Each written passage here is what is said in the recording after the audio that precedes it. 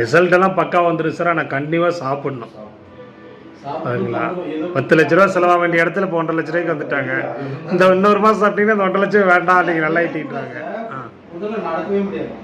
ஆ இப்போ நல்லா ஆக்டிவாக இருக்காங்க. இத்தனைக்கும் 3 ப்ராடக்ட், கிரில் ஒன்று, ரெஸ்போ கேர் ஒன்று, காம்பியாட்டிக்ஸ் ஒன்று, ஃபைபர் ஒன்று.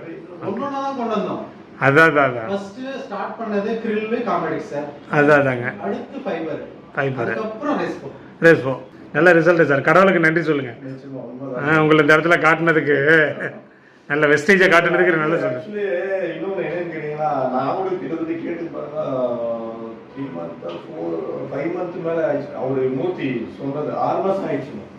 என்னை வந்து ரொம்ப சர்ச்சில் வந்து சொல்லிட்டே இருப்பாருங்க. அதாங்க.